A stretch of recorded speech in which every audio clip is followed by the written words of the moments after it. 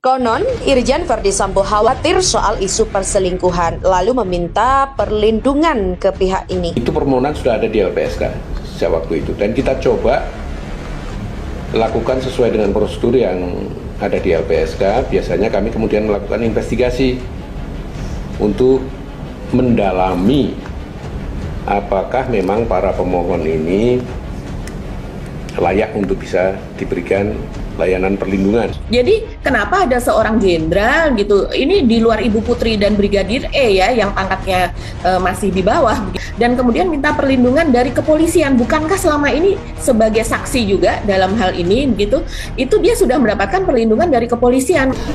Polri itu terdiri dari 427.000 orang kurang lebih.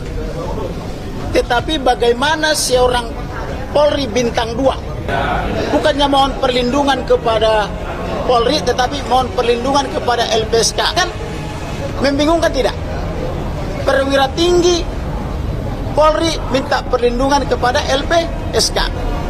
Lalu Ketua kita minta LPSK perlindungan Hasto kemana kita rakyat ini? Atmojo Suroyo mengungkapkan hasil pertemuan pihaknya dengan Irjen Verdi Sambo saat akan mengajukan permohonan perlindungan untuk sang istri Putri Chandrawati. Hasto menyebutkan alasan Verdi Sambo mengajukan perlindungan untuk istrinya agar mencegah pemberitaan yang memojokkan Putri. Karena itu kemudian disebut ada perselingkuhan dan sebagainya. Jika urusan pemberitaan di media bukanlah urusan LPSK, kata Hasto. Ia juga menjelaskan pertemuan dengan Jenderal Bintang 2 itu berawal saat pihaknya berkoordinasi dengan Polres Metro Jakarta Selatan terkait kasus itu. Pada waktu itu kemudian dari Kapolres Jakarta Selatan sendiri berinisiatif untuk mempertemukan LPSK dengan Irjen Sambo di kantor Propam. Hasto juga mengungkapkan alasan Verdi Sambo meminta perlindungan untuk ajudannya ialah dianggap syok atas insiden polisi tembak polisi itu. Hasto juga mengatakan belum ada permohonan perlindungan, yaitu perkembangan signifikan terkait permohonan perlindungan oleh istri Irjen Verdi Sambo. Dia seharusnya pada Rabu 27 Juli LPSK melakukan pendalaman permohonan perlindungan istri dan ajudan Verdi Sambo itu. Ternyata pengacara mengatakan belum bisa, Ibu Putri masih syok, kemudian Baradae saat ini ditarik ke Brimob di Mako. Demikian ujarnya.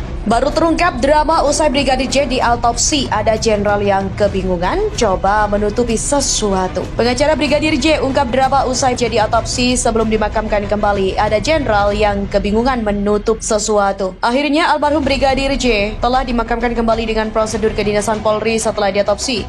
Kuasa hukum keluarga almarhum Brigadir J, Kamarudin Simanjuntak, menyebut ada pihak yang berupaya menghalangi pemakaman secara kedinasan Brigadir J usai autopsi ulang di RSUD Sungai Bahar pada Rabu kemarin.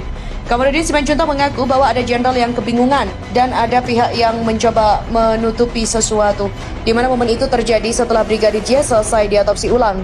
Kamarudin sempat berunding dengan berbagai pihak termasuk dengan seorang jenderal di Bareskrim Polri terkait tudingan itu. Menurutnya masih saja ada pihak yang menutupi hal ini. Tadinya sudah disepakati runding dengan jenderal itu yang dari penyidik utama Bareskrim, tapi kita terus berunding-runding dan kita dari pihak yang berkehendak membuka, tapi juga ada pihak yang berkehendak untuk menutup. Katanya Presiden sudah mengamanatkan agar kasus ini dibuka seterang-terangnya, tapi ada juga yang tersembunyi yang terus berusaha menutup, maka oleh karena itulah dia meminta pertanggungjawaban Brigjen itu. Ia juga mengungkapkan sejumlah kesepakatan dari kepolisian kepada pihak keluarga tak menjalankan, mulai dari CCTV khusus untuk keluarga. Keluarga boleh melihat proses autopsi, boleh memoto dan memvideokan dibatalkan sehingga menimbulkan kekecewaan. Katanya terjadi saling lempar antara seorang jenderal di Bareskrim dengan polisi berpangkat AKBP di Jambi saat dimintai pertanggungjawaban pemakaman secara kedinasan ini. Setelah perdebatan dan saling lempar itu, Kamarudin kemudian memposting sebuah tuntutan di media sosial Facebook pribadinya, serta menyampaikan kepada media meminta perhatian dari Presiden, Panglima, Menko Polhukam, DPR, dan juga Kapolri. Maka dia berhak mendapatkan upacara kedinasan secara Polri dalam hal pemakaman. Dokter forensik akui alami kesulitan saat autopsi jenazah Brigadir J. Proses autopsi ulang yang terjadi terhadap jenazah Brigadir J sudah selesai dilakukan pada Rabu. Brigadir J tewas ditembak Baradae di rumah dinas Kadif Propam Polri Irjen Pol Verdi Sambo. Proses autopsi jenazah Brigadir J dilakukan 7 orang dokter spesialis yang dipimpin Ketua Tim Dokter Forensik sekaligus Ketua PDFI Dr. Ade Firmansyah. Dalam autopsi ulang ini, Dr. Ade membeberkan apa saja yang diperiksa yang ditemukan di tubuh jenazah Brigadir J. Hal ini dikarenakan proses otopsi ulang ini mengalami beberapa kesulitan. Pertama, karena jenazah sudah diformalin dan sudah mengalami beberapa derajat pembusukan.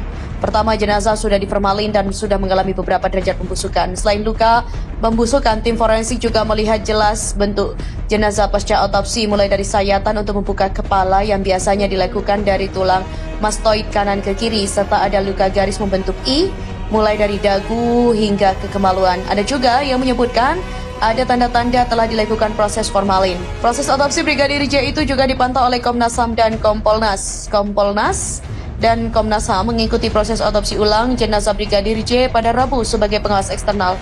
Komnas HAM diawali pengawasan internal dan juga kerjasama. Gatot Ristanto dan Kompolnas diwakili oleh Komisioner Pungki Indarti. Dalam konferensi pers yang dilakukan di halaman RSUD Sungai Bahar, perwakilan Komnas HAM Gatot Ristanto mengatakan, kehadiran dirinya untuk memastikan adanya keterbukaan informasi dalam proses otopsi jenazah Brigadir J. Tentunya, apa yang dihasilkan nanti dari proses ini pihaknya akan menunggu. Sementara itu, pihaknya siap jika memang dibutuhkan untuk melengkapi informasi yang sudah ditentukan. Sementara Pungki Indarti mengatakan pihaknya ingin memastikan proses ini dilakukan secara profesional. Ia menyebut dengan hadirnya Dr. Ade dan juga tim forensik lain adalah bentuk scientific crime investigation. Ia berharap masyarakat bersabar untuk menunggu hasil otopsi yang sudah dilakukan.